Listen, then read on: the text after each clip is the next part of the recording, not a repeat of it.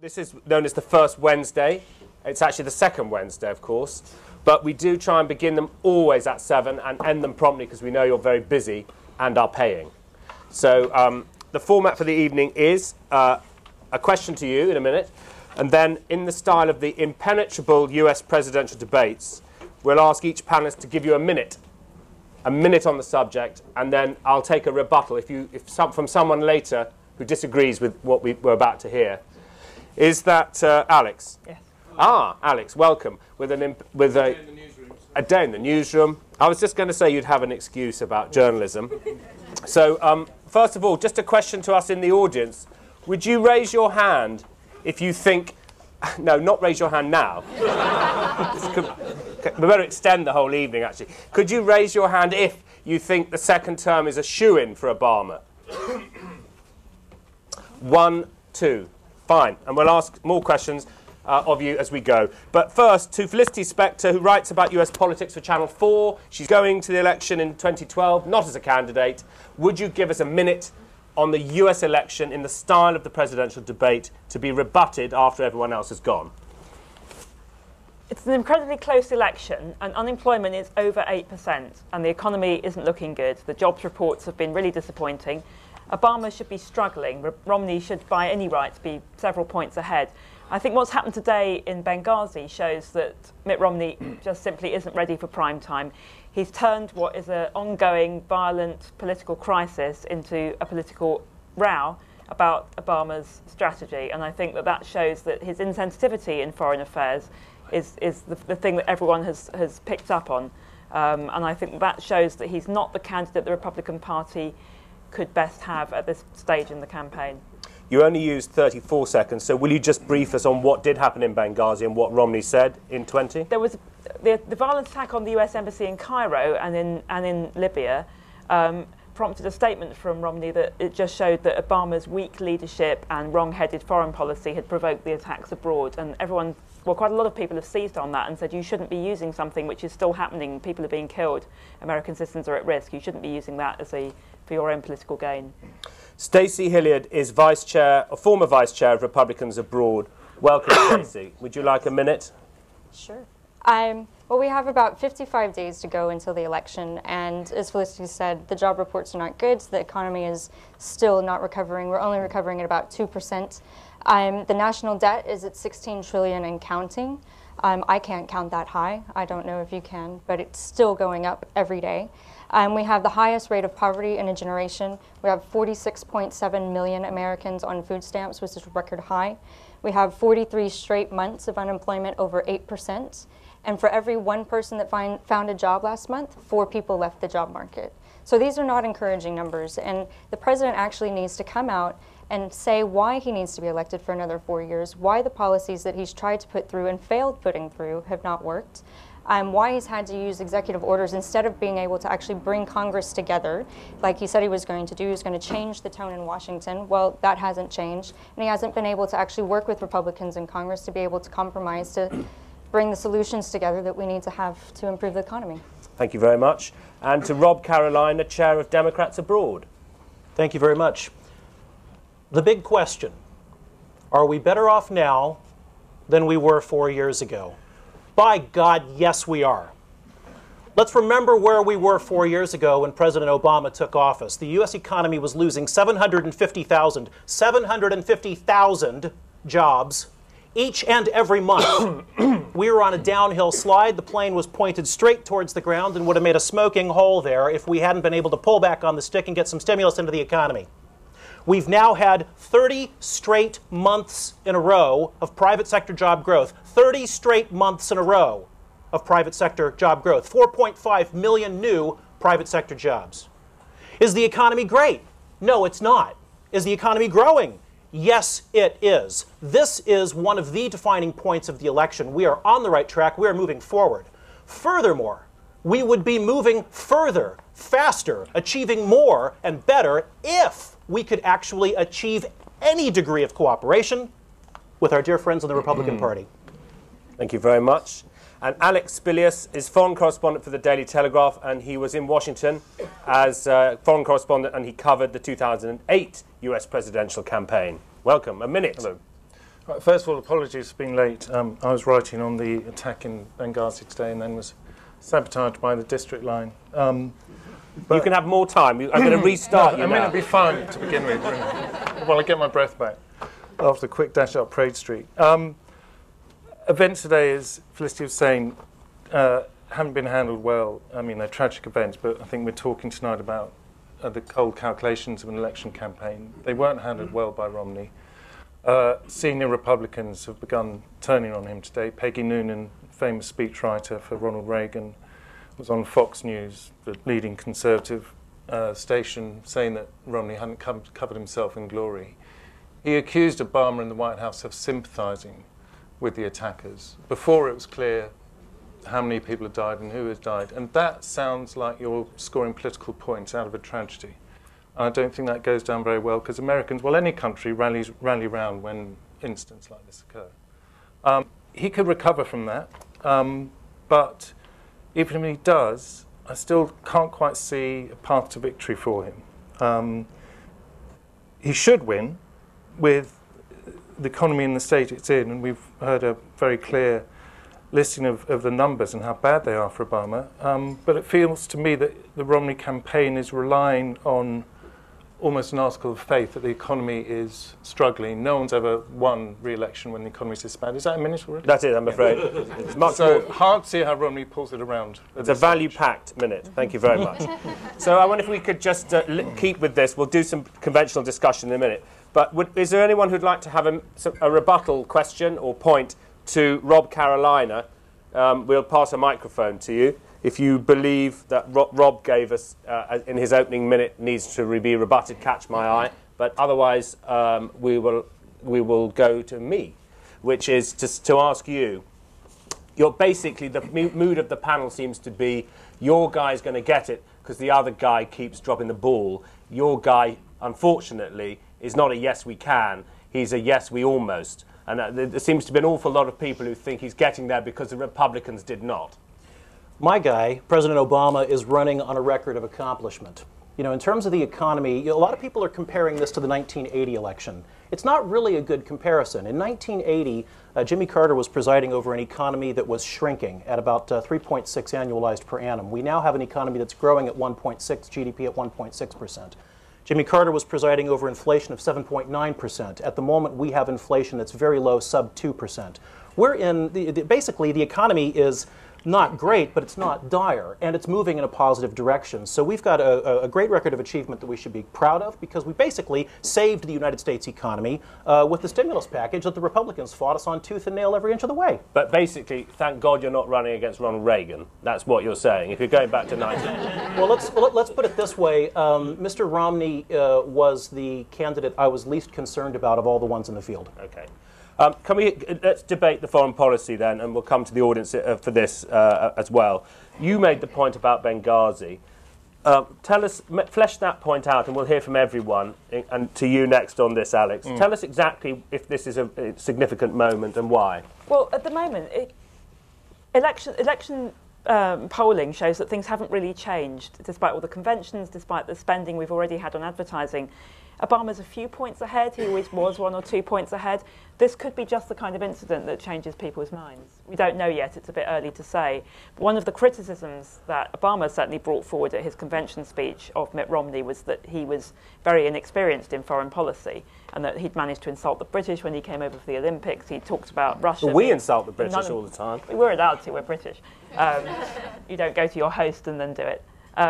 He talks about Russia as being the #1 enemy and not al-Qaeda and so on. The Republicans have been saying, well, that's a bit rich coming from Obama, who was inexperienced in foreign policy when he took power. But now it's a different situation. Obama has had those 4 years in the White House, taking those 3 a.m. calls, making very difficult decisions. He now feels that he's allowed to sort of make that kind of criticism. And what Romney was doing with this Benghazi, well, it was actually after the Cairo embassy attack, he accused the Cairo embassy of putting out a statement that sympathised with the attackers because they had put a tweet out on their Twitter feed saying that we abhor people who attack other people's religious beliefs, because the whole incident, I'm sure people have heard about it all day today, but it was sparked by this anti-Islamic film produced by a guy in California. which was publicised quite widely in Egypt.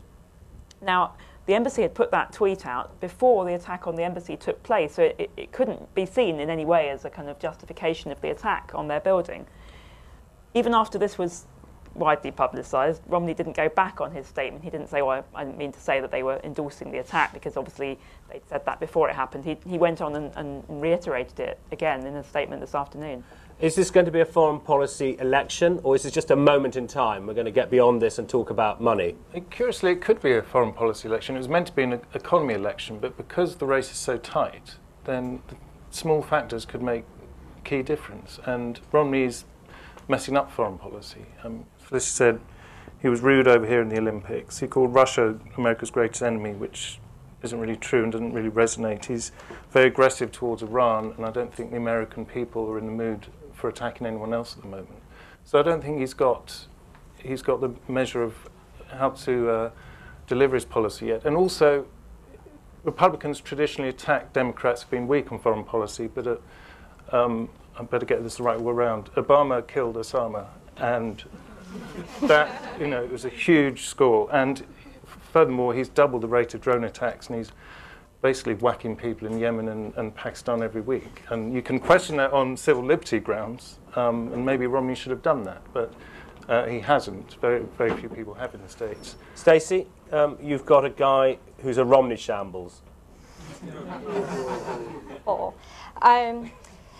Well, I think, I said there's, 55 days till the election. I think that's a long time in politics, especially in a U.S. presidential election. I don't disagree that with it being so close that it could turn into a foreign policy election. I think it's going to be very important when the foreign policy debate comes up.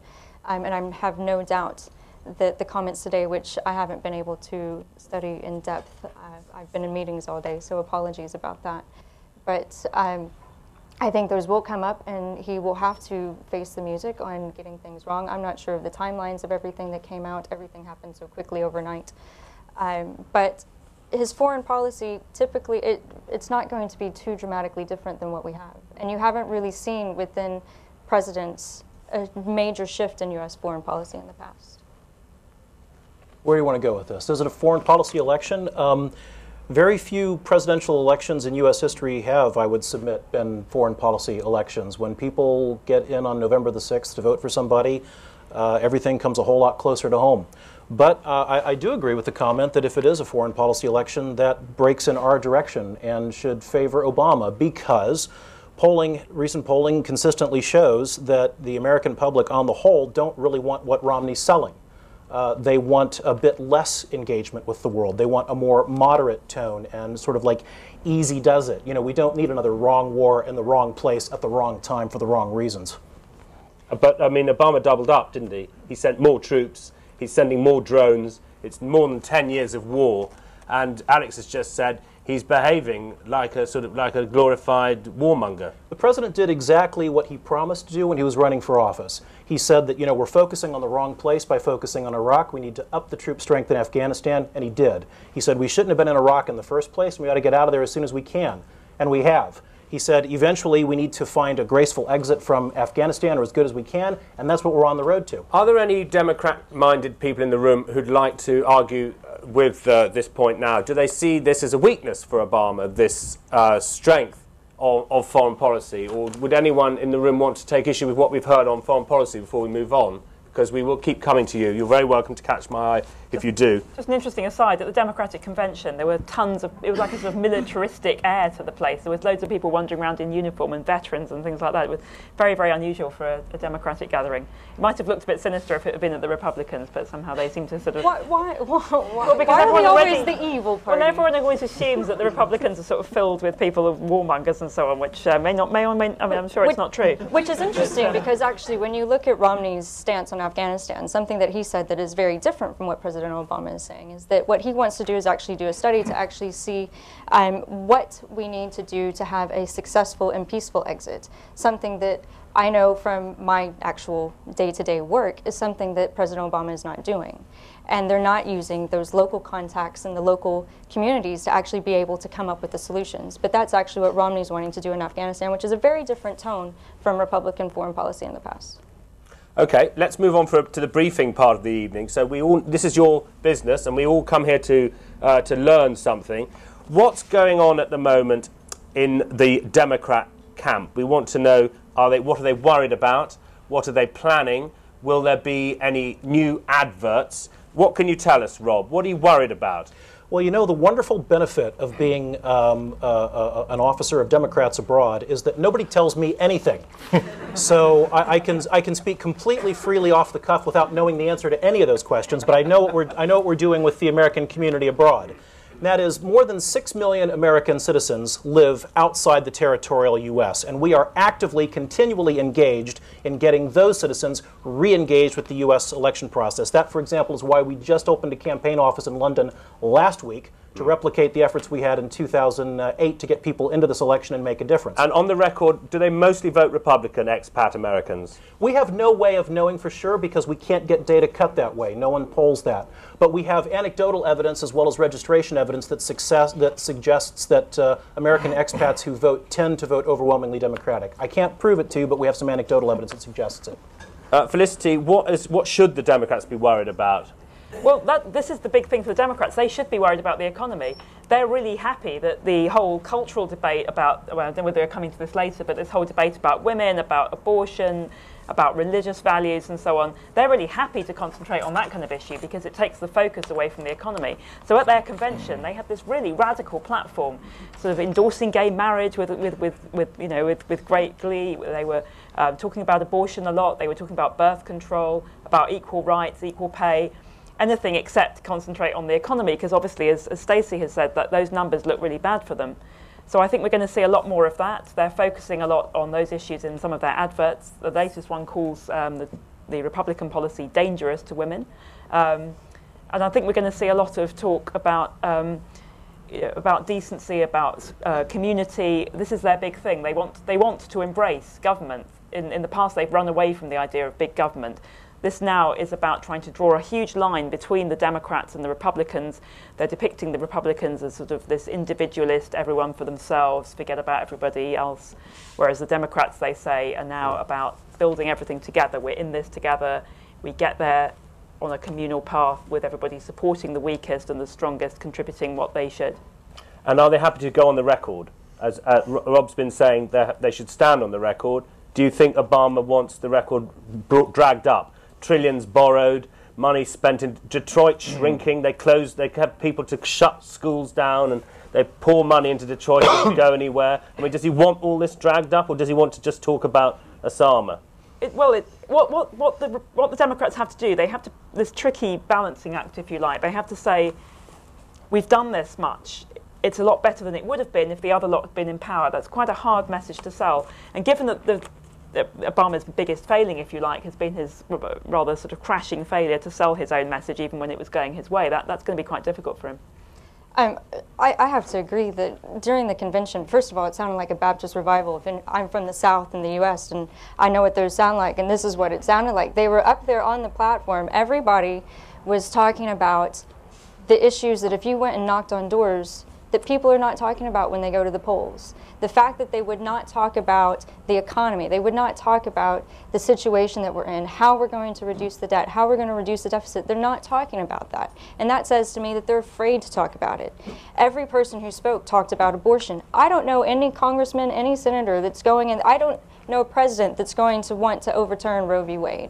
That's a decision for the Supreme Court. It's not a voting issue. As a Republican woman, I don't see the Republican platform as harming my ability to get an equal paying job. I don't feel like we're in the 1970s anymore. I feel like my mother's generation did their job and I have the same equal opportunities. So just to answer my question, they should be worried about their record because they're talking about everything else. Absolutely. And Alex, what should the Democrats be worried about? What's in the camp? What are they planning?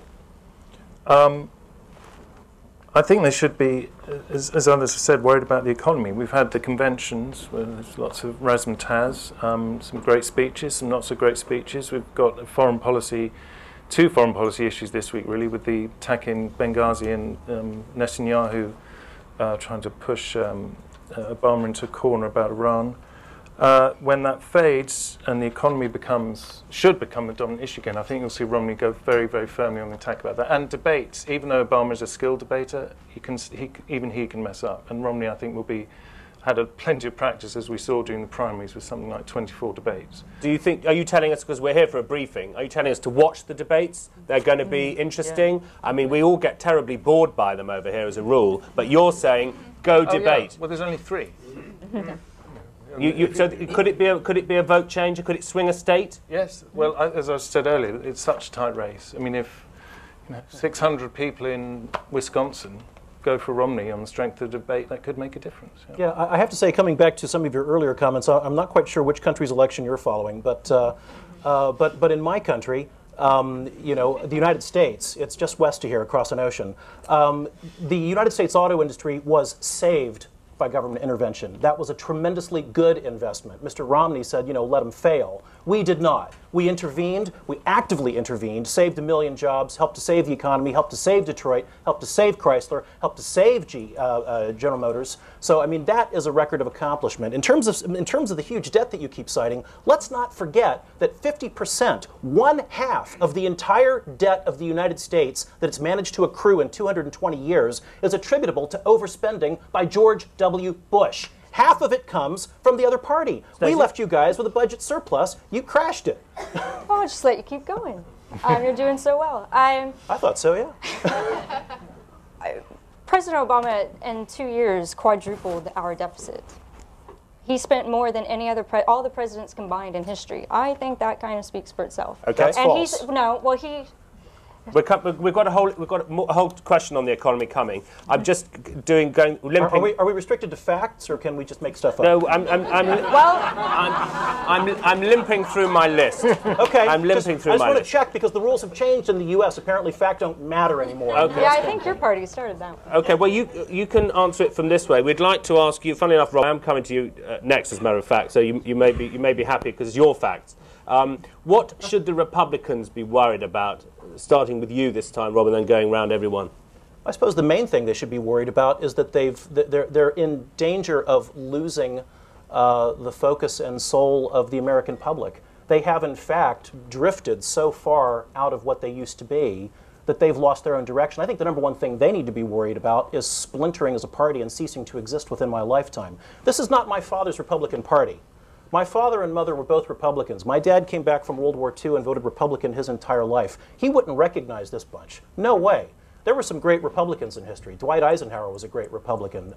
You go back to the turn of the century, and Teddy Roosevelt was a great Republican. They believed that government could be a force for good, that there was a role for regulation, that there was a role for government stimulus, that there was a role for that kind of stuff. Now what we have are people like Ryan, the vice presidential nominee for the Republican Party, whose only mantra appears to be all government is inherently wrong, and the faster we kill it off, the better we'll all be, except for defense spending. Stacey, are you worried about this, about the Americans losing it with you? No, I actually think that I completely disagree with Rob, I'm sure, which will be a shock to you, that the Republican Party is actually going back to its roots of being fiscally responsible. We've seen the error of our ways under President Bush. That upset a lot. Hey, I can be honest about how our party feels about ourselves, and we're happy to admit where we've made mistakes. And we made mistakes under Bush by allowing so much spending to happen.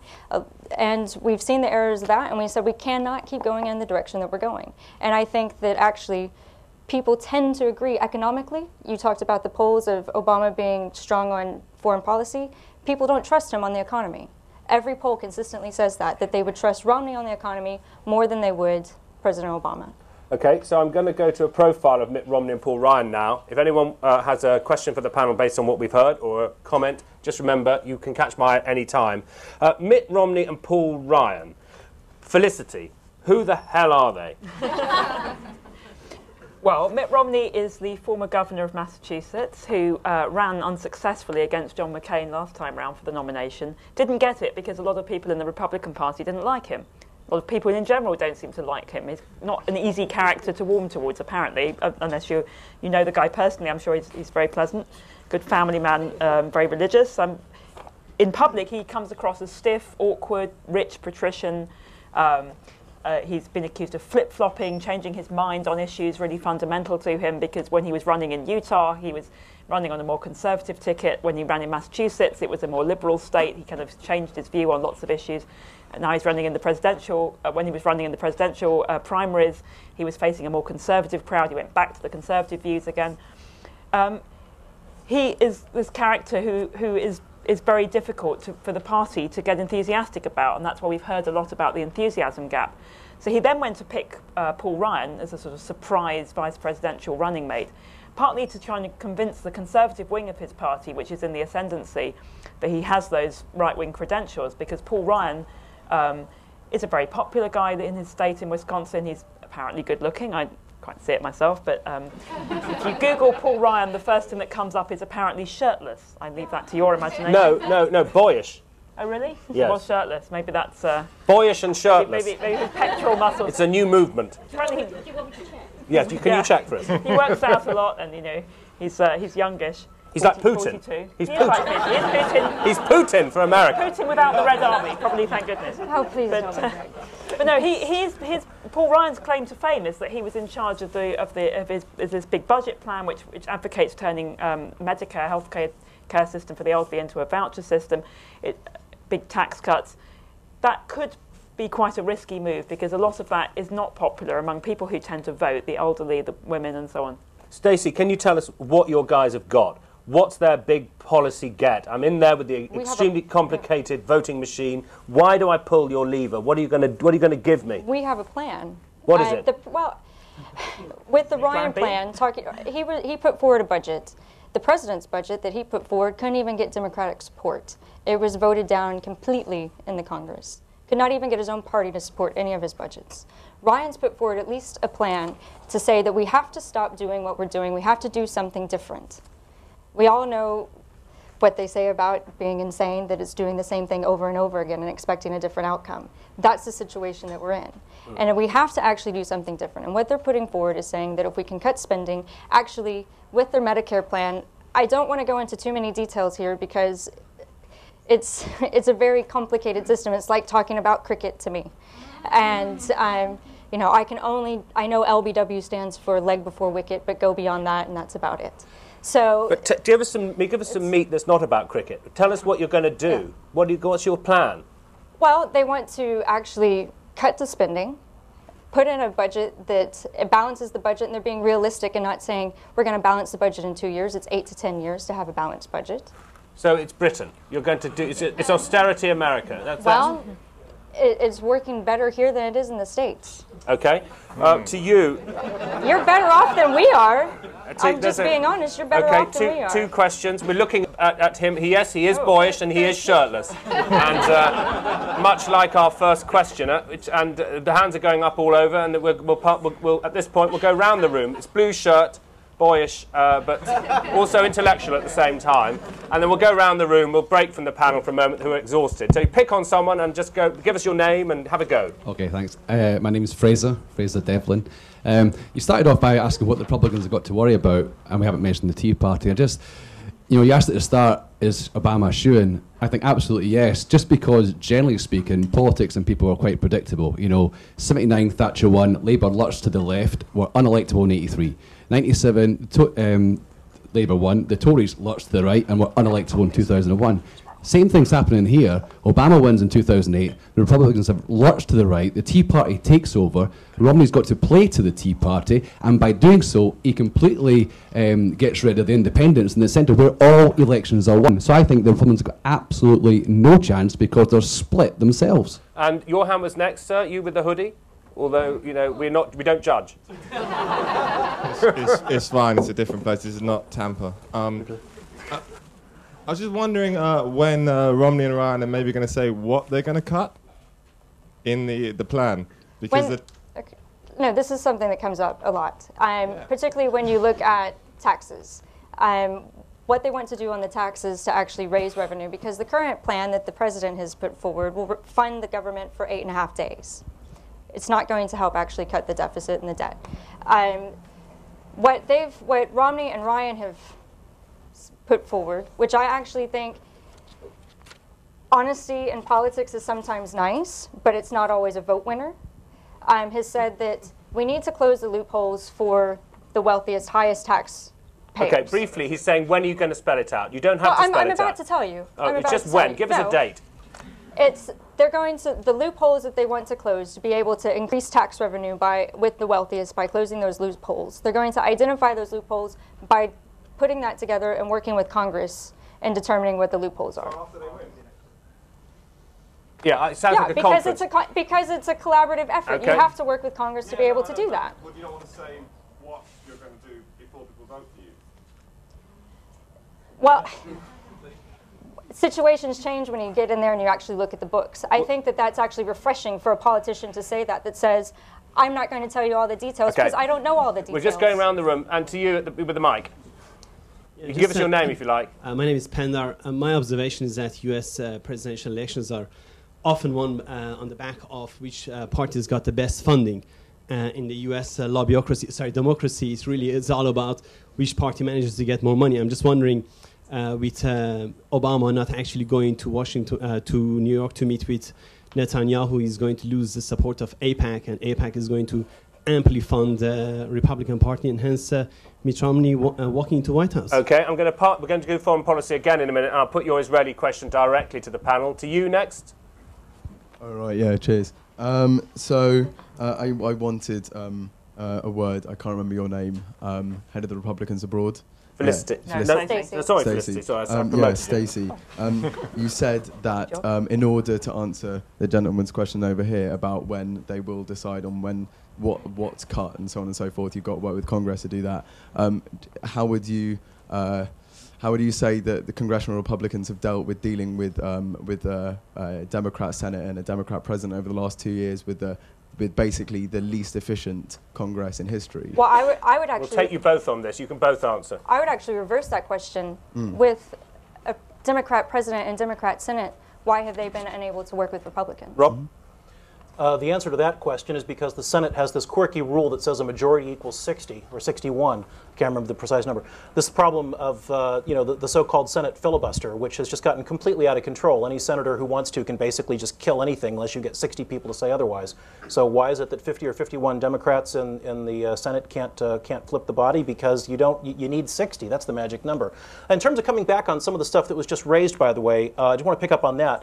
The gentleman who said, is it going to be money that determines the outcome? You know, I sure hope not, because not so much the Republican campaign machine, but the Republican off-campaign machine, which is to say, the super PACs, are outraising the Democratic Party and related funders at the moment. First time in the history of the United States that someone's going to outraise a sitting president. So I hope that's not the determinant, and I don't believe that it will be, because frankly, there's a point of diminishing returns on the money. Okay, thank you for wrapping up. And to you, and then to you. I was just going to ask, how big a role do you think candidates' personal religious views will play in the November elections? Because you've got Romney, who has the magic underpants, and Paul Ryan, who's a Catholic objectivist and has had to backpedal on the objectivism because it kind of doesn't really go with... So the question is about religious beliefs, but you just said magic underpants. You've got to explain what that is. It's a Mormon... It's a kind of Mormon tradition where the men wear kind of these long johns with like tops as well. You should be up here, So could we ask the two journalists to tackle this? Yeah, I think I was out there for the primaries in January, and I think the Mormon issue was difficult for Romney the first time round in 2008, but I think this time he's been on the national stage on and off for 4 years, 5 years, and people have got used to it, and I think it's not going to be a big issue. And the main issue, the people who are going to most kind of issue with it are Conservative voters in the South, and they're definitely going to vote for him because they really don't like Obama. So I don't think it's a big vote loser. I mean, you've got a senior Mormon running the Senate, and Harry Reid, a Democrat. So I don't think it's going to be a big issue. And Ryan, he's a practicing Catholic. I mean, everyone has to come out as having a religion. Yeah. Stacey? No, sorry, I beg your pardon. To you, Felicity. Would you? Yeah, well, I mean, Mitt Romney, his strategist, decided to make a positive thing about the Moron issue at the convention. They hadn't really talked much about it. There'd been a few journalists who were allowed to go to temple with him and so on, and had a brief glimpse into the life he had at the Mormon church. But at the convention, he spoke about it. He was introduced by a Mormon preacher and so on. People came who'd known him in the church because they wanted to try and develop this sort of human side. And he had, obviously, he was a a bishop in the church, and he did a lot of pastoral work, and they wanted to talk about the fact that he'd helped, you know, parents with dying children and stuff like that. They didn't want to talk about the fact that he may not have excommunicated women who wanted to have abortions. That didn't come up. But you're basically agreeing it's not. You're saying it's not really an issue. It might not, but you can never tell whether people have these deep-held views on things like Mormonism, which they won't reveal to a pollster because they feel slightly embarrassed saying, yes, I'm prejudiced. Maybe they are. Hello. My name's Brian Sullivan. Brian, put it right towards your mouth, I'm sorry. Sorry. My name's Brian Sullivan. Hello. Hi. I'm curious to hear what the panel think about... And back towards your mouth, I'm sorry. Sorry, I'm very sorry. I'm curious what the panel think about the largest bloc of the electorate in the American elections. You have the 30% who will vote for the Democrats. You'll have 30% who will vote for the Republicans, you know, give or take swings. But the largest electorate, who are totally disgruntled, the 40%, the largest bloc, who are disillusioned entirely. And to quote George Galloway, who's no hero of mine, but to quote, he recognised the 40%, the largest bloc, recognise they're two cheeks of the same arse. They offer nothing. And what you're not acknowledging, you're in a crisis of capital, which has coincided with a crisis of greed and avarice by the banks. And that 40% are what they've got to be the catalyst for change. What does the panel think? Well, I think you actually have to be able to get that 40% that are not engaged, if it is that high, engaged in politics. And that's a difficult thing to do, whether it's here, whether it's in the US. In most countries, you're going to have people who are just naturally disengaged. But when you look at the polling, it's about 8% that are this kind of swing voters, the undecided voters. And that's, as far as when it comes to actually getting people out to the polls and getting those votes in, that's... Yeah, but you have to be able to find a way to engage them. I quite agree. The great challenge for both these politicians, which Obama has failed to do in office, and I think Romney would too if he was elected, is that no one in the US is grappling with the very big problems facing America and its gentle, strategic and declining role in the world. I mean, no one is tackling the vested interests, defense industry, Wall Street. Lobbyists, have too big a say in running the country. And everyone gets elected shouting about Washington, how dreadful it is, and then they get there and become part of the problem. Yeah. And there are some big fundamental changes in political culture. So you agree with Brian Sullivan, our questioner, that there's no vision about America, it's just a lot of people arguing about dollars. Yeah. And to you? I think one of the things that people who've expressed disappointment about Obama feel is that when he was elected, I remember being at the inauguration, it was an incredible feeling for anybody, really, who was in the city, because 1 million people were there. It was the first black president. People were embracing each other in the streets. They really felt that something had changed. Here was this guy who came from a completely different background to any other president of the United States in history.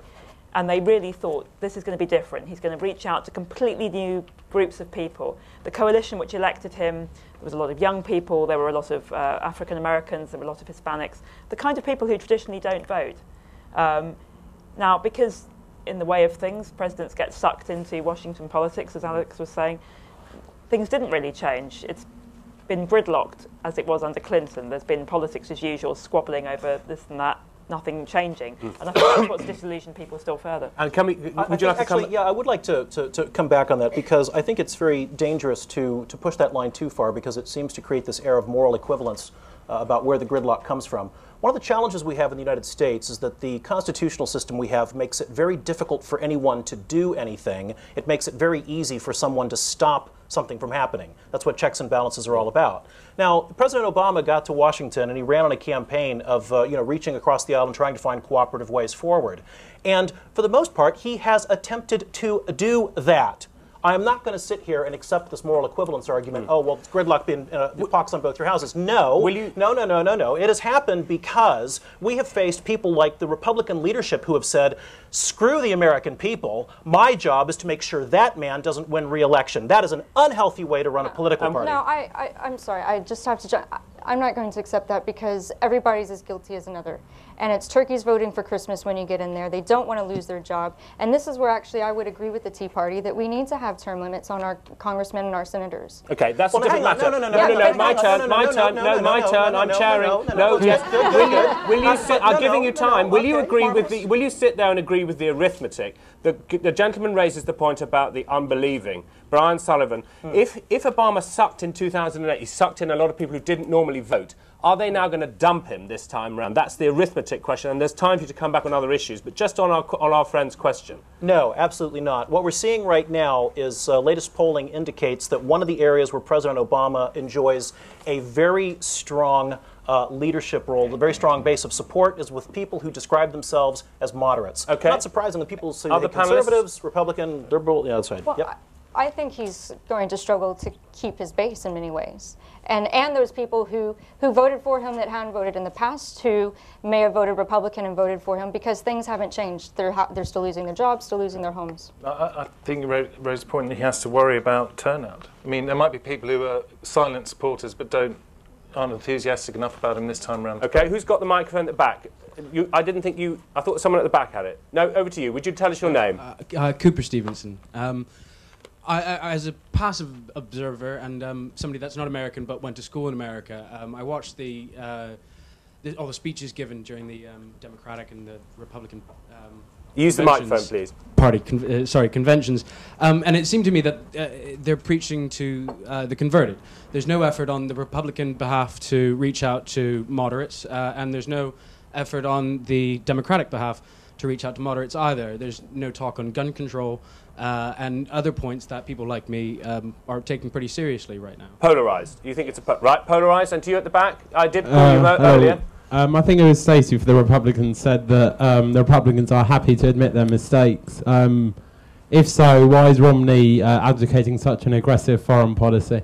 Okay, hold that thought. So we're going to come to topics now on the following. We've got excuse me a moment. We've got about 45 minutes left. We're going to do economy, healthcare, foreign policy, social issues, and then a roundup. Can we save the world at the same time? So let's return to the economy. Rob, I rudely interrupted you when you were making one of your more interesting points. Would you there like aren't very many of them. No, there have been many. I don't mean to be facetious. Thank you all for contributing tonight. We're all here for a briefing. Would you start us off on the economy? You can pitch now. This is the policy time of the evening. Bits that we didn't allow you to say earlier, and we're coming to you, Stacey, to do the same. Will you sell us the plan, the Obama economy? Oh, I think it's, I mean, frankly, we're running on a record of achievement here. It's, in a sense, more of the same, and a whole lot more if only we can get cooperation from the Republicans to enact things like additional stimulus spending. One of the things, part of the stimulus that we've had in the last couple of years involved carefully calculated tax cuts for the middle class. If you want to stimulate economy, you put money into the hands of people who are going to spend it. If you don't want to stimulate the economy, you give an extra 10% to somebody who's already got $1 billion in the bank. So, in terms of how to take the economy forward, everyone's worried about the budget deficit and how to correct that kind of thing. The fact of the matter is, you can't correct the budget deficit, you can't stimulate the economy by asking everyone sort of in middle income brackets to pay an extra 37 cents a week in income tax. What you can do is to continue the cuts for those people so they have additional money in pocket, and ask people like Mitt Romney to pay something more than he guarantees at least 13% income tax he's paid every year for the last 10 years. That's a tragedy. Alex, the economy and the Democrats, should they be worried about the borrowing? I mean, I've lost count myself. Sure. I mean, it's hard to say. I have to say, it's hard to run on a record of achievement when unemployment's been between 8 and 9% for 4 years. I mean, that's a big problem. There's achievement with the auto industry, admittedly, but I think one of Obama's great failings, and I can't see any change in this, and I can't see any plan for this, is he was too slow to realise how worried people were about the deficit, and he never has come up with a convincing strategy to reduce it. He commissioned two grandees of the political system, Bowles and Simpson, to come up with a report. It was a very good report that asked for sacrifices from both sides, and he basically dropped it, and he didn't pick it up. He wasn't bold. He could have been in what you might call the radical centre and said, we all need to sacrifice, we all need to come together and move forward, but he wasn't capable of doing that. He stuck in to very, I think, typical and traditional democratic points of view and talking points. Now, and if he wins, he's got to find a way of being a bolder leader. One thing, you're a guy who raised the debates. One thing I didn't mention earlier is that, being as we're all here to learn things, Paul Ryan is the chair of the House Budget Committee. When we get to the vice presidential debates, do we see a vivid Paul Ryan tearing strips off a bumbling Joe Biden who forgets numbers, doesn't know whether he's Martha or Arthur, and it's very embarrassing? Do you think that's a good place to watch for the economy? That would be fun. I mean, Joe Biden But it's not fantasy. I'm asking, is it going to happen? Well, Joe Biden could mess up at any time, but he's very, he's a fighter. He's a bit of a street fighter. And in debates, he did pretty well. And they coached him very carefully to handle Sarah Palin, and he did well. He didn't put her down. You could obviously see he was tempted either to flirt or be patronising. And he avoided both. Some men do that very well, of course. Yeah. With a lot of prep, I think even Joe can scrape through that one. Well, Joe Biden's like this. I mean, the Republicans have been trying to depict him as the embarrassing drunk uncle at a wedding who you just, you'd rather sort of wandered off into a corner and forgot where he was. But actually, he gets away with amazing amounts of stuff that nobody else would. I mean, there was this picture this week of him sort of cuddling this woman in a biker at this cafe, He's our kissing a woman voter. But everyone said, "Oh, it's Joe Biden. No, why not? Good old Joe. He's one of us. He's a Boris. Good old guy. It's Boris. It's Boris, but without the posh." He's one of the few, anybody in Congress actually, he's one of the few people who isn't a kind of multi-millionaire. He gets the train from Delaware on the normal Amtrak. He has a house, there, which he goes back to at night. He doesn't have multiple homes. People genuinely, apart from, he gets away with these huge gaffes because he's one of us. Stacey, will you tell us your plan? I mean, the bit you didn't tell us earlier, Yes. which was we're going to wait. We are going to wait. First of all, corporate tax rates. Here in the UK, it's 25%. In the US, it's 35%. And at the end of the year, it's going to be 39%. This is not an environment that's conducive to actually businesses investing and growing. We are going to need to create an environment that does that by lowering tax rates, allowing people who have the small businesses to put in new jobs, by allowing them to keep more of their money. The middle class tax cuts that many of the Democrats talk about is actually what's called the payroll tax, which is the Social Security tax, that you pay half, your employer pays half, which is the same as your national insurance contribution. That was reduced by 2.5%, 2%. And actually what that does, when your time comes to retire, guess what? That Social Security pool is actually now reduced, and there's less money. Okay, on the economy now, and then we're going to move on to healthcare, defence, foreign policy and social issues. So over to you. A quick challenge for Stacey. If our corporation tax rates are so much lower than America's, how come that our growth rate is also lower than America's? Well, I'm not an economist, but Doesn't your party have a response to that? why our tax? I'm sorry. You said that corporation tax in the United States is 35%. Here it's 25%.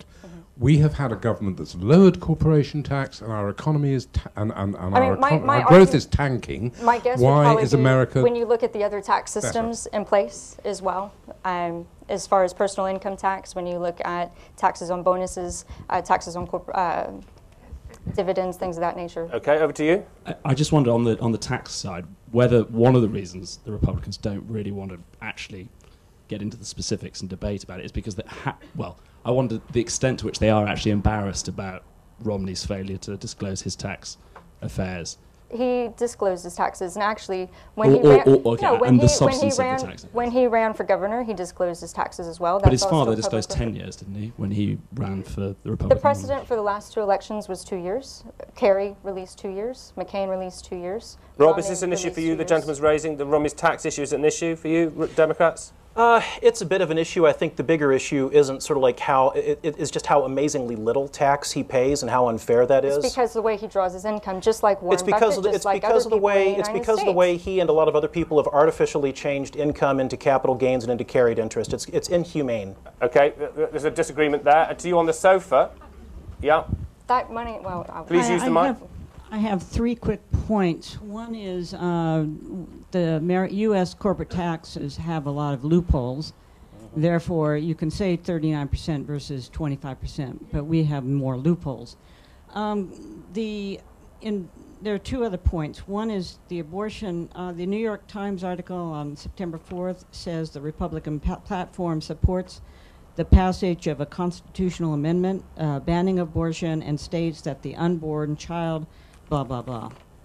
And finally, the Republican platform has also dropped mentioning the issues on the environment. Okay, well, and since we're talking on the economy, I'm going to store what you've said and bring it back. Has anyone else got points on the economy to mention? No. So healthcare is on the list. Now, I would just say, actually, when we're talking about the gridlock, I would just say that the Republicans do have some responsibility to bear. When America's credit rating was downgraded, it was partially because squabbling among the Republicans in Congress meant that they missed the deadline for raising the debt ceiling, and that was just entirely down to them. Alex, we heard in comments from Stacey when she arrived that trying to make British people understand the American healthcare debate is almost impossible. So would you like the job? We're going to discuss it briefly. Good, I'm glad it wasn't me. Is healthcare going to swing it? Why do we need to care in Britain about obese, ill Americans? Tell us what it matters. Because we might end up like them. Yeah, but what difference does it make in following this election, healthcare? Why should we buy into a healthcare debate sitting in London? Well, I mean, part of the reason we're interested in other countries, and I work in a foreign news department, is you're interested in how other people do things. And it's a private system, fundamentally. And, is that something that we could evolve to here in one form or another? Does it have any electoral importance in swinging the 2000? This election? No, it swung the 2010 midterms because the Tea Party basically rose to prominence on the back of its opposition to the healthcare reform. I think it's a factor, but I don't think it's a crucial factor this time. Rob? Sorry, to you okay. next. In terms of trying to explain the U.S. healthcare debate, it mystifies me. I've lived here for 20 years, and it still mystifies me, the U.S. healthcare situation. The fact of the matter is, when you poll Americans about what the healthcare law has done, issue by issue, should insurance companies be allowed to disqualify you for pre-existing conditions? Should they be allowed to put an artificial cap on total lifetime value that they pay out? Should you be allowed to have your children on your health insurance policy until they're 26? Consistently, when you put the issues one at a time, the majority of Americans each and every time say, yeah, we want some of that, yeah, we want some of that, we want some of that, we want some of that. But when you poll this question, do you want Obamacare? Oh my God, it's the government taking over my health care. It really is a terrible, terrible anti-rational approach that's been stoked by the Tea Party. I don't think it will flip this election. I do agree that it was a significant issue in the 2010 midterms. Thank you. Stacey? I think it is going to be an issue. I don't think it's going to be the main issue. But polling the issues that Rob's talking about, those are some of the things that Republicans want to keep from the healthcare reform. But some of the things they want to get repealed are the mandate, which says all Americans are required to purchase into a healthcare system, into a private health product, which is actually unconstitutional according to the Supreme Court. But if you do it as a tax, it's not. That's not right. That's factually inaccurate. They said it was a tax. You said it was unconstitutional according to the Supreme Court. What was passed was just upheld by the Supreme Court as being constitutional. In their comment, Robert said that in the essence of how it's written, that mandating an American citizen to buy a private product was unconstitutional, but as a tax, it can stand. And Obama said this was not a tax. In other words, it's enforceable, as written. It's a tax. They're saying it's a tax. And he said he's not going to raise taxes, he's not going to add a tax, it's not a tax. Okay, how are you doing with this understanding the US healthcare system? Exactly. Over to you with the glasses. Hi. As far as I understand the US medical system, which is very little, basically, if you walk into A&E, you have to be treated for free if you're going to die. And the rest of the time, they don't have to treat you. So if you go to a doctor in America with something that would cost like $130 to do right then, and there'd be no total health risk, you could be treated for free if you leave it 2 weeks and then go into A&E. So do you care about this? What are you? No, but my point is, surely if you're forced to buy healthcare, then something will be provided for you so that A&E won't be quite so full all the time. And, the government will have some form of money from it. I understand that, and I appreciate that. But the question should not be about people's care. People are not questioning their care. It's about the cost and the accessibility. If you're If you're poor, you have Medicaid. If you fall under the poverty line, you have Medicaid. Final comments on health. 65 and older, you have Medicare, which is a government insurance program you buy into that's means tested. Right. I'm sorry, you're out of my line of view. You've been bursting to play. We're going to come back to the audience. I was just going to say, it's the self-employed, it's those people caught right in the middle that we need to reduce the cost of healthcare for. To you. Well, I was just going to say. Would you like to give us your name, perhaps? Oh, my name's Lisa. It's inaccurate that you get treated for free in the emergency room. They have to treat you, but you are charged for it.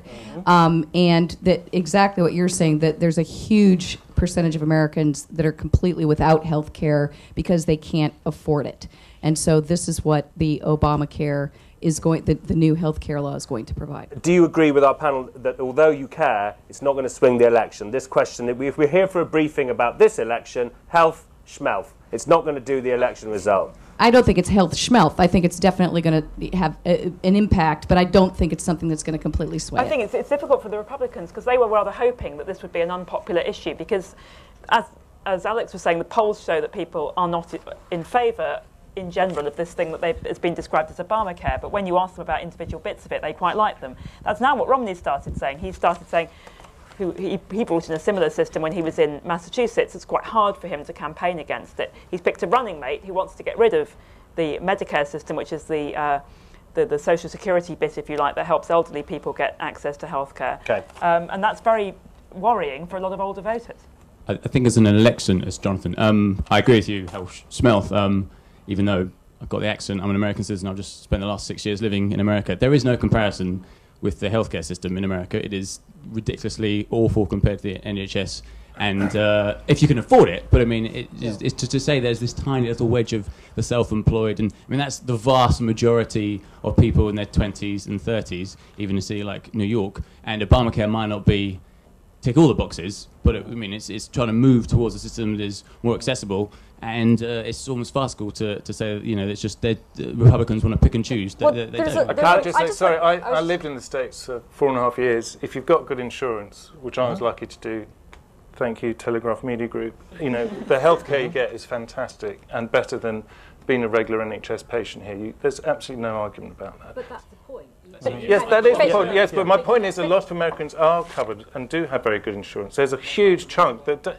Yeah, that's why they passed the reform. I don't know if it's going to cover everyone, but there's a huge minority, large minority, 30, 35 million, that don't have insurance. That's why the reform was introduced. I just want to agree with that as well. well. No, it's you in the audience. To you in the audience. He's in charge. I mean, I lived there for 14 years, and most of the people I knew in New York were very worried about healthcare. It was fine if your company took care of it, but you have got these people who've left university, they don't earn enough money up until 30 or 35 and aren't insured, and it's very, very difficult. And nobody's disagreeing about the cost, and that's what we're trying to bring down. But now if you don't buy health insurance, you're now going to be fined. Well, the fact of the matter is, I've never understood this point, Stacey, when you've made it before, and you know that I haven't, in that, in this day and age, we're required to buy insurance for our car, for God's sake, and nobody calls that a civil liberties issue. Because we just had, and just to come back on the last inaccuracy you made, the Supreme Court upheld this law as constitutional under the taxing authority or under the Silent Commerce Clause. You stated that it wasn't upheld. It was upheld. It was not put forward as a tax. And by the way, I'll also agree with this. I will also agree with this. The United States of America is a wonderful place to be sick if you're rich. That's not true. That's not true. I'm not rich, and when I have health insurance, when I'm in the States, when you have health insurance, you don't have to be rich. You don't have to be rich. You have to have an employer who gives you good insurance. But that points to something that's happened different in the United States. By God, the United States has become a different place than it used to be. When my father came back from World War II, and the United States economy was growing, the basic social contract was this. The economy's booming. There are jobs available. We need to build things. Factories are being built. And the fact of the matter is that if you're going to come and work for us, we need a way to ensure these workers. Companies will do it. Those companies don't exist anymore in the same way. There isn't a job for life in the United States anymore. That old social contract is over. We need a new social contract. That's what this president has started us down the path of. Well, starting down the path, not very far down the path. I mean, that's what I said earlier. This reform could have been so much bolder, but he played to democratic interests. He didn't really take many ideas from the other side, and you can't afford the employer-provided system anymore. Okay, we took the that's mandate. fine. From the that's other fine, side. everyone. We took the mandate from the other That's a good side. taste of the lively spirit of the healthcare debate in the United States, which won't swing the election, but we got a flavour of it. Now, defence and foreign policy. I interrupted you at the back. This big decision, Obama's not meeting Netanyahu, if I'm paraphrasing you. Does he risk losing Jewish American voters who vote for Democratic interests, starting with the panel at this end, and your foreign policy and defence questions generally? To you first, Felicity, the Jewish vote. I think that obviously the Jewish vote, it's not just the Jewish vote, but lots of different lobby interests in the United States are quite powerful. I think that there is also, at the same time, a lot of unease among the Jewish community as much as anybody else about the worry about a risk of threatening Iran too heavily, about the risk of allying with a very right-wing state of Israel. I don't think that every Jewish voter was banging a drum for Netanyahu by any stretch of the imagination. Stacey? Like I said about Romney's comment, that 55 days is a long time in an election. I think 55 days from now, Obama not meeting Netanyahu, I don't think it's going to make that big of a difference, to be honest. If Netanyahu authorises a strike on Iran, what will Romney say then? I'm not a mind reader. He would probably come back and criticize, saying that Obama should have met with Netanyahu, been able to discuss these situations with our allies, which is why Romney proposes having a strong ally with Israel, and actually he supports regime change, but not by force in Iran. Because he's difficult to follow, because he accused Obama of dithering over Libya, but it wasn't plain if he wanted to speed up or slow down. He said he was dithering, but it wasn't clear if that meant go ahead and regime change successfully with NATO, or for God's sake, don't do that with those crazy French people. Now, I think when you look at Romney's stance on foreign policy, what he is trying to say, and maybe his surrogates say it better than he does, is that America should not be leading from the back. He wants to see America leading from the front again. Right, and to you, Rob, you're not really going to get away without answering this question, which is Obama's decision not to meet Netanyahu. He's fuddling a bit with Netanyahu. He's got a blind spot. He can't get past the man, can he? Well, I hate to be inconvenient, but I think I need to inject an inconvenient truth into the debate on that, which is that President Obama has met with Prime Minister Netanyahu no less than 11 times since he's been in office, and he was on the phone with Prime Minister Netanyahu talking about security situations in the last 24 hours. And also within the last 24 hours, the White House was put out a press release highlighting the fact of that phone call, and also clarifying the fact we weren't asked for a meeting. Fair. So we don't know how the media got a hold of that, but we weren't asked for a meeting. And to you who asked the question, would you like to come back to this on the foreign policy? Yeah, I think my general observation is that various Jewish lobbies in the United States tend to kind of align their policies with the right wing of the Likud party. So therefore, the kind of various people who stand up for election in the United States try and outfight each other to try and appeal to the right wing of the Likud party. I mean, that's got its own problems perhaps in the kind of the region, but more importantly, the point isn't really about the Jewish vote, it's more about campaign funding, which is going to have much broader implications. Alex, will this issue affect funding? Will funding follow this issue, this foreign policy issue? Let's get some new voices. I think most donors have probably played their hand. Most Jewish voters vote Democrat, certainly for Stacey's party, and probably will this time round. We're talking about tiny, swings of 3 or 4%. Okay. Romney's campaign's already awash with funds. I don't think it would matter if it had another few billion. All right, to you again. I'm looking for new faces, but I will allow you in. Cheers. So I just wanted to clarify that Romney and Netanyahu are like friends from the 80s. They both worked at Bain then. So just in terms of Romney backing Netanyahu would probably, Romney would probably just back Netanyahu on an Iranian strike, and it's so I just didn't like. So you're saying just because they weren't together, they weren't that friendly. They weren't that friendly. Netanyahu went to Massachusetts to chat about government policy back then when he was governor.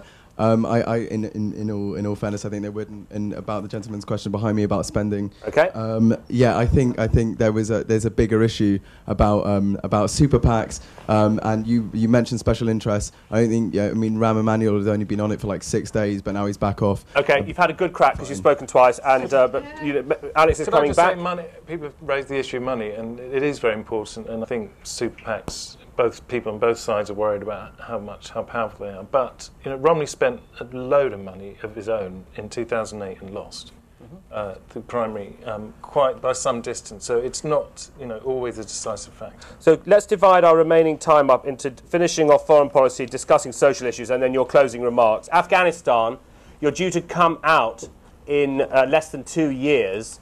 Do the Americans vote on the question of Afghanistan, or what kind of big policy differences are there between the Republicans and the Democrats on the timetable of withdrawal?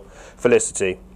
I don't think people tend to vote on, as has been said, on foreign policy issues. I think that when it comes down to it, both parties on an issue like Afghanistan, they're pretty close. I don't see that they would have much difference. I mean, Obama's promised to bring all the troops home by the end of 2014. I think probably logistically it would be almost impossible to do it any faster than that, even if with the best will in the world. Stacey, do you see a difference between your party and the President's party on Afghanistan? The main difference is that for Obama, 2014 is a hard, fixed deadline. For Romney, we want to work towards that as a goal for 2014 to bring the troops home. We want to actually, like I mentioned before, conduct studies on what the best strategy is in pursuing to getting the U.S. out, and also working closely with Pakistan and the Afghanistan local governments within that transition. Rob? I frankly don't see a huge amount of difference between the two parties on this issue, nor do I think it's going to be the issue that defines the election. Alex, what about your point about American decline? If the 20th century was the American century, this one is not. Is it something that's wise for all the candidates to stay away from? It's over, love. America, you've had your time, but we're not going to talk about it till I'm dead. Then it's over to you. We're leaving you with the mess. They obviously think it's a hard thing to talk about because no one does. Obama tried early on and couldn't quite calibrate it right and has rather given up. But as Britons, maybe we could tell them something about imperial decline. We might have something to teach them about. I mean, this country is still prosperous and still sort of powerful sometimes when Americans pick up the phone. But it's.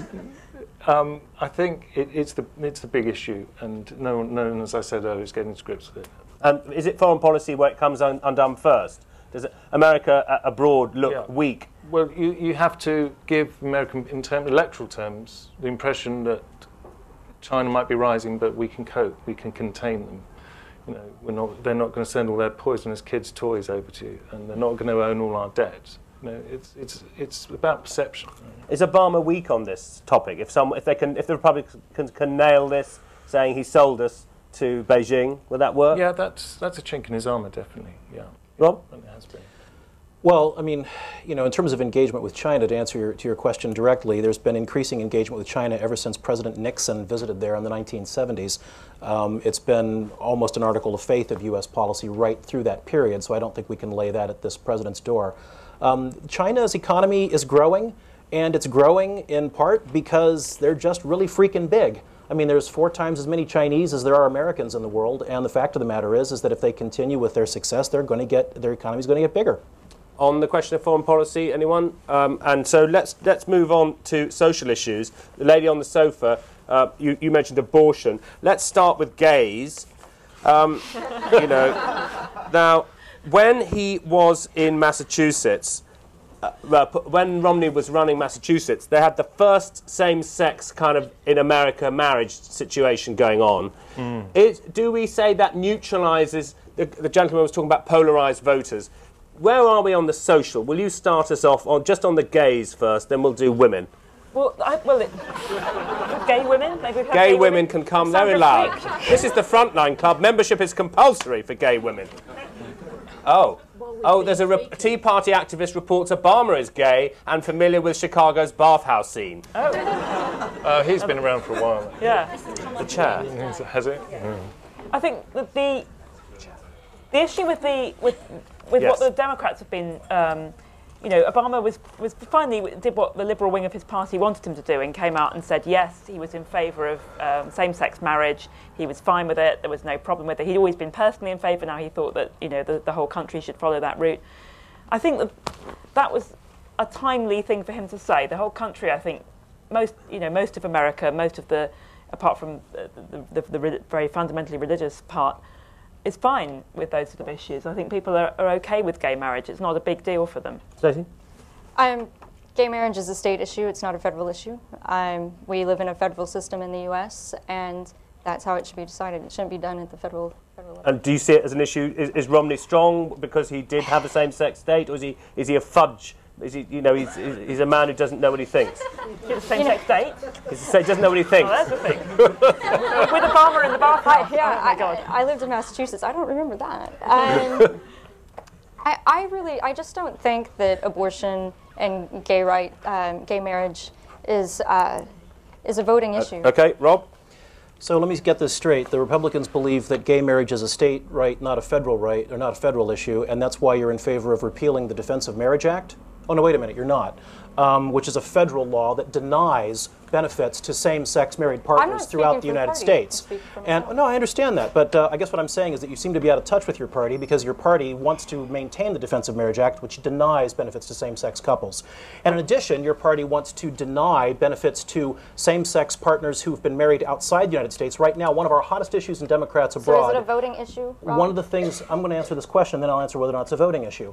One of the biggest issues in Democrats abroad right now are love exiles, American citizens who've come over here, met, fallen in love with, and married a same-sex partner, and now they're told that's not your spouse for immigration purposes, which is a federal law issue. Is it a voting issue? I'll tell you how it's a voting issue. Or my party will probably lose votes as a result of this stand, in the same way that we lost votes after we passed the 1964 Civil Rights Act. But it was the right thing to do and the right time to do it.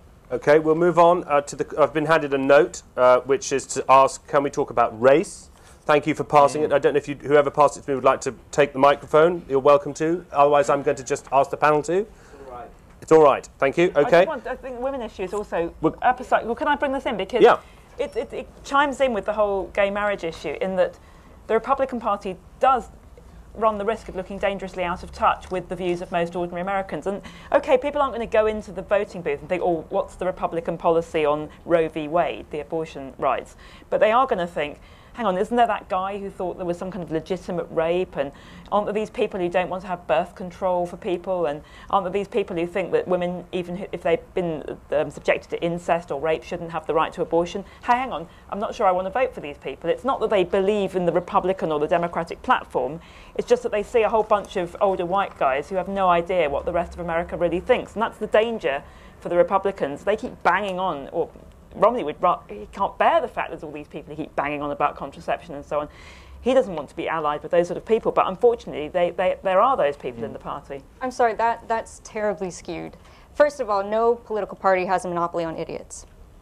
Every party has their fair share, and I think people take Aiken's, what he said about legitimate rape as being one of the stupidest things you could say. And I think that's across the board.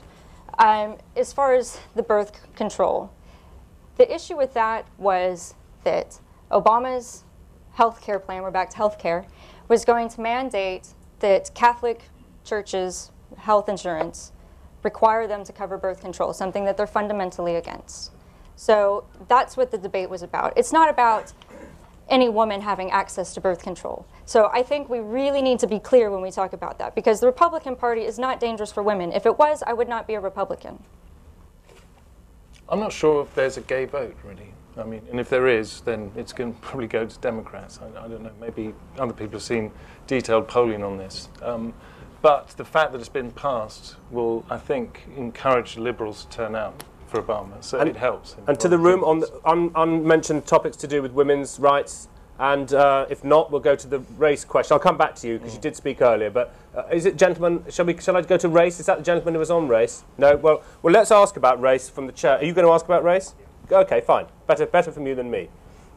Sandip, my question is about immigration reform and how much of an own goal will it be that the Republicans may lose the Hispanic vote because they look like they're in favour of tougher immigration, and the Democrats have looked like they're in favour of people who are illegal immigrants in the United States. Let's turn to the two journalists first. Yeah, briefly, yes, it's hurting them. I mean, there's a lot of Republicans who talk use a lot of tough language about illegal immigration.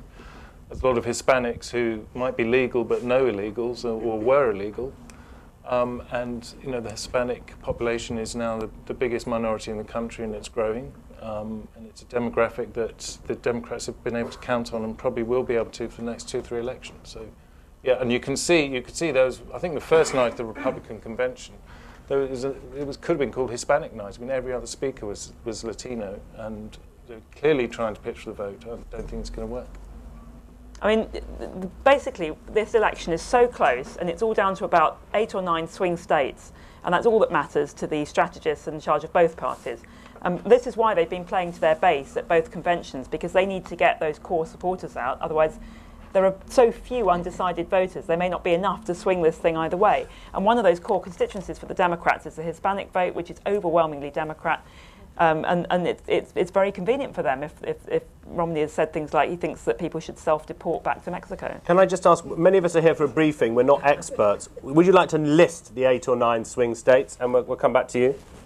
Would anyone in the room like to? We can have a discussion. Some of them, I don't know. And then we can fill in the gap. We can do it between us. Yeah, let's do it between us. Let's crowdsource it, because we want. Can we rule out Nebraska, for God's sake? And just where do we start? Utah's gone. Utah's gone. Tell us what we care about the states. Ohio, Florida, Pennsylvania, Virginia, Pennsylvania, Wisconsin, maybe. Iowa. Possibly Colorado. Okay. Possibly Colorado. Did we say Virginia? North Carolina. Yeah. Okay. Yeah. So we don't talk electoral college. We just talk swing states. And Obama is leading narrowly in most, if not all of those. So I'm out of the party. I've got to say the election. Obama's leading in the swing states. Yeah. Forget gays. Forget health. It's the swing states, and he's ahead. Yeah. Is that I mean, fair? but all these issues we're talking about will matter, Yeah, are counting in the swing states. Have you got the microphone again? No, I don't. You're welcome to have it. It's coming in. It's inbound. Inbound. And we're moving towards your closing thoughts in the room and on the panel. My question about race might not sound like it is, but just an open question.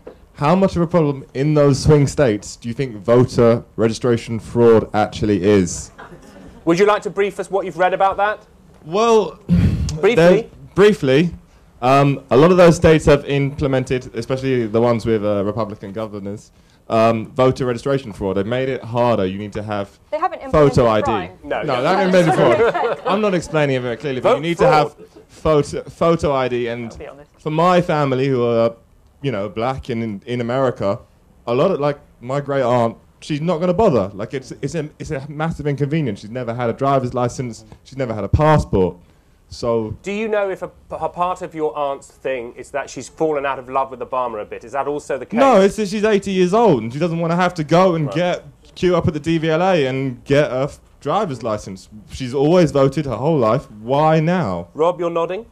Yeah, absolutely. This is a tragedy in the American political system right now. I mean, when I was a kid, I studied the history of voter suppression, and I thought it was history. And now it's coming back with a vengeance. This voter ID thing is just a thinly disguised and cynical ploy to attempt to depress turnout and voting by people who don't have picture IDs. Which is to say, gosh, who doesn't have voter ID? Well, it tends to be people who are poor, people who are from minorities, people who live in the middle of large cities who don't need a driver's license because they don't drive anyway.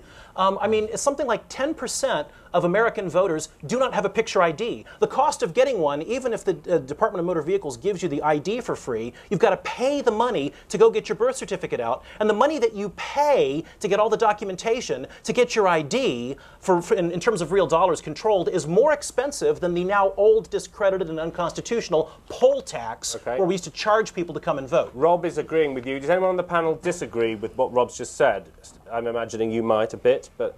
A little bit. You have to be able to do something to combat voter fraud. It does happen.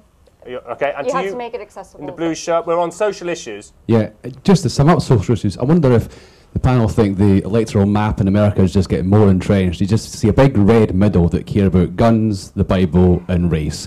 And the edges are blue. I'm going to stop you there, actually. I'm not going to let you go any further. Because saying that the middle only cares about race, I'm sorry, that is a complete... No, I said other things, guns and the Bible, and... Guns are great. And the populace at the edges are pretty much blue, and the populace are getting bigger. Is that not bad for the future of Republicans? And do you see the electoral... Do you see an 84 map where somebody dominated, like Reagan gubbed Mondale? Do you see it happening again? Because I only see more entrenchment and less swing states. No, finish your point. Finish your point, yes? No, I'm not going to let you bring race in here as an issue. It is not an issue. I'm sorry, it's just not. We might have issues within certain cities, but it's not an issue when it comes down to the general electorate of the United States. I'm not going to let you make that an issue. Yeah, I agree with entrenchment, but agree with Stacey that race is not the issue. And it's easy to think that it is the issue because of some, extreme views are expressed in, what is a country where you can easily express yourself about Obama, and he's the first black president. But you have to remember that Herman Cain was extraordinarily popular with the Tea Party. That Alan West, a congressman in Florida, is extraordinarily popular with the Tea Party. The same group of people who are accused of racism all the time. And for those of us who don't know, sorry, are they black Americans? Yeah. Yes, sorry. Sorry, but we're not all experts. Did you like to make a comment? Well, I just can't agree that racism is gone from the United States. I didn't say it's gone. I just don't think that. Well, let the gentleman finish. My one thought is that I think, particularly during the primaries, the Republican primaries, the dog whistle was used long and frequently. Will you give us an example and what your fear is? Could you spell it out for us? I'm guessing you're a voter. Yes, I am a voter. And do you think that the race card is being played actively in this election? Is the question. Well, it's certainly in the primaries, and I mean, anecdotally, the billboards that show up in rural states. Idaho had a big display board not long ago. I realize it's all anecdotal, right. But it just. But it's now become, if you even question the president, you're racist. And I see it coming from the left painting the right as racist all the time. And it's just not true. And we might have some problems in certain pockets in the U.S. that we need to be able to sit down and discuss. I have family in Memphis. There's a big problem there. But it's just not, we're not sitting there in a bucket of racist in the middle of the states. I'm sorry.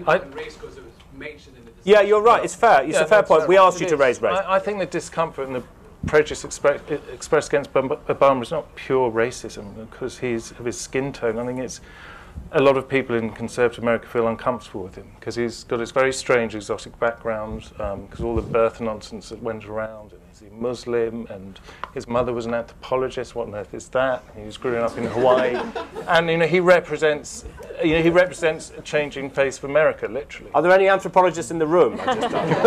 My father was an anthropologist, isn't it? You mentioned that voter fraud was a problem, and I don't know if anybody else here is a fan of Aaron Sorkin, but I watched the season finale of The Newsroom the other night, and they brought up the very same subject, and the examples that they found of voter fraud was number of 86 in total in the last election. All right, that's a point of fact, so we'll leave that there. So let's move to our closing thoughts then, from the room and from the panel. We all came to wonder if this would be Obama's reckoning. Could I ask you to mention things that haven't been said enough or that you've changed your mind on, and then also questions from you that haven't been mentioned? We've got 10 minutes, so we'll start from the audience, and we'll get you, panel, to say the things that you've been prevented from saying. And this is open book now to you. Would you like to remind us of your name? I can tell you for the first time, it's Mark. For Stacey and Rob, just to ascertain a bit more straight talking, Stacey, I was talking to one of Mitt Romney's biggest fans today, and even he was saying that you describe him as a manager, not a leader, from what we've seen from him so far. And is that how you describe him if he became the next president? And Rob, I was there on inauguration. It was a very exciting time, also very, very cold. My hands went numb, but that wasn't Obama's fault. But he did promise an era of collaboration, and he's very keen on his report card. Come on, that's a big fail, isn't it? He promised it, he went out of his way to talk about it, and that's just been a complete disaster. Okay, starting with you, Stacey. I would say that, I wouldn't say that Romney's not a leader, he's a CEO. And what he does is he surrounds himself with the right type of people to be able to make those difficult decisions. He's also somebody who doesn't just promote people based on the amount of money that they give to his campaign. When he became governor of Massachusetts, the person who was most instrumental in actually putting him in that office, as far as raising funds and raising his profile, got nothing when he went in, into the governor's house. So he actually surrounds himself with the people that can help make those decisions. He's actually going to sit down and look at the books of the country and try to solve the problems. And he was a governor twice. He was a governor, and he actually did lots of good things in Massachusetts. He did bring home the Salt Lake City Winter Olympics. He did that. What about he didn't push the lady off the cliff in the wheelchair in the commercial, though. What about your guy, Rob? You know, would you like to repeat that? It's so long ago now. Your hands were numb, but that wasn't his fault. But then what was the next bit? Collaboration was a complete fail. What collaboration? Collaborating. Political. Yes, yeah, governing for America. Cooperation, yeah, reaching across that sort of thing. You know what? There has been failure on that. but I'm not prepared to lay the responsibility for that failure with Barack Obama. I will give you a specific example of the sort of thing I mean, and we're going to come straight back to health care. We had within the Democratic Party a lot of people who were very enthusiastic about health care. We had Governor Dean, who was the chair of our party at that time, who thought the best way forward was a single-payer system, something I'd be in favor of as well. We tried to push all sorts of things on that front. Didn't happen. What did we try to do? What did the president try to do? Tried to adopt policies from the Republican Party. Guess where one of those suggestions came from? An op-ed piece by former Governor Mitt Romney in USA Today in 2009 that said, hey, President Obama, you shouldn't be thinking about single payer. You should be thinking about what I did back in Massachusetts, which is to require everyone to buy health insurance. Said, okay, in the spirit of bipartisan cooperation, we'll bring that on board, fold it into our policy, adopt it as law, and then suddenly the Republicans in lockstep says, oh, we don't like that. But you've been watching it very closely then. Did he misjudge the mood? What happened? Why did he get it so wrong? I think what happened was, after the inauguration, the mood changed. Something changed within the Republican Party that I don't really understand. They decided that the best strategy they could play from a negotiating perspective was not to negotiate. Okay. Their best strategy was to just kill everything on its way through. Thank you very much. 5 minutes remaining. What didn't you say? What should we have discussed? What have you learnt? What have you changed your mind about? What must we leave the room knowing that Alex Spilius believes about 2012? Oh my God.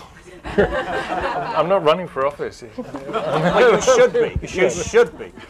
I'll end with some brief advice for both candidates, which is to Barack Obama, use Bill Clinton as often as possible in the next 8 weeks, and to Mitt Romney, use his wife as often as possible. But only in the literal sense. And to you there, that would be worth watching. Now, to you. Yeah, hi there. My name's Nick. Here in the UK, we love to knock America. It's probably because we're not comfortable with optimism. And it probably just makes us feel better about ourselves.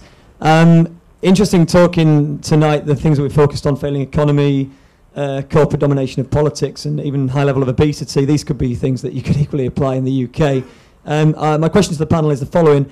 What policies or lessons can we learn from the US presidential election that could be applied to politics here in the UK? Great, thank you for that. Alex, you can have a special re-go, but would you like to fold those into your closing remarks, Rob? Your remarks plus Nick's question answered.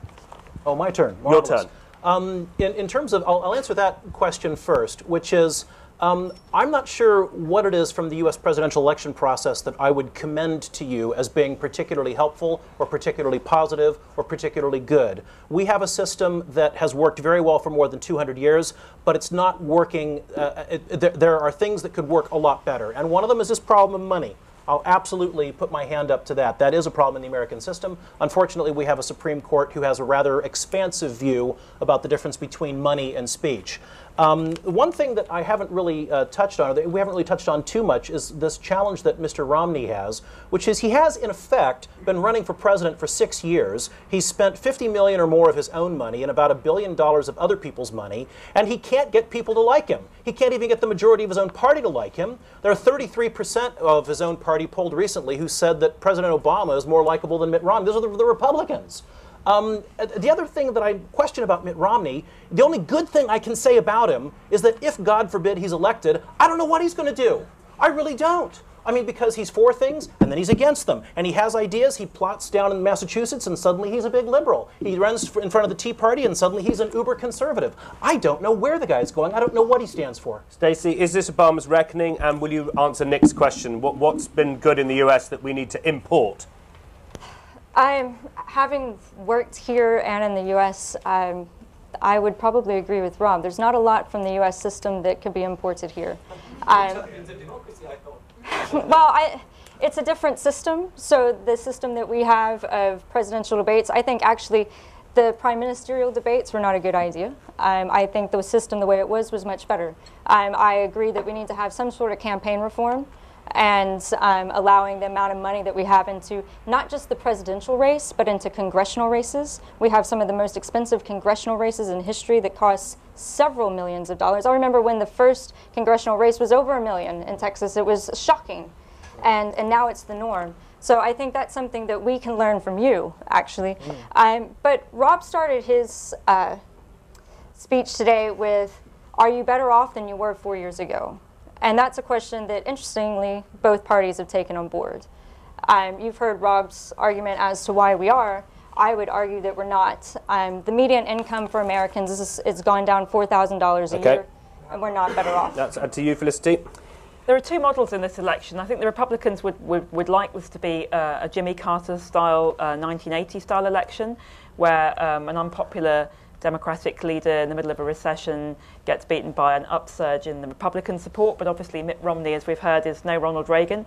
The other model, maybe unlikely, that the Democrats might want to follow is the George Bush election in 2004, where, again, in the midst of an economic downturn, a slightly unpopular president was running against a rich, patrician, rather stiff, awkward guy from Massachusetts. And obviously George Bush scraped through with the help of Ohio. I think what Obama has to do is maintain the view that he is the man that they can trust. Okay, things aren't going so well, but the other guy would be that much worse. As I said, that's a very difficult message to sell. But at the moment, he's just that few percentage points ahead that he needs. And I can't see, unless anything huge happens in the world, that will change very much. Okay, Alex, did you want to comment on Nick's question then for closing? I'd have to hope that now this is the age of optimism after the Olympics. Do you agree on his point? We find America threatening because they're too believing in the good times. I don't think it's we're just a threatening. bunch of old bones. We are. Okay. We won't anymore, hopefully now. But I'd agree with Stacey at the moment. I think the learning process is the other way around. I mean, we have a coalition government here that's maybe not very working girl, but at least they're trying to make it work. And America has just ground to a halt. And there's so many great things. I saw an Obama movement from the grassroots, a Tea Party movement from the grassroots, whatever you think of either side. And there's always this belief in America that the country can get better. And at the moment, they're shouting at each other too much, and they've forgotten how to move forward. A very eloquent way to end for fans of the United States and foes alike. I've written down that the economy is going to decide it. Look for the debates. Remember the swing states, learn them, and know how to talk about them. Obama needs to avoid the worst record. Romney needs to avoid another Romney shambles. But Obama's got problems he doesn't want people to bring up. So we've had a real briefing from you. Felicity Spector, sitting nearest to me. Also Rob Carolina, chair of Democrats Abroad. Alex Spilius, foreign correspondent for Daily Telegraph. Stacey Hilliard from Republicans Abroad as well. And the best audience in London, I would say, on a Wednesday evening. So thanks, everyone, very much.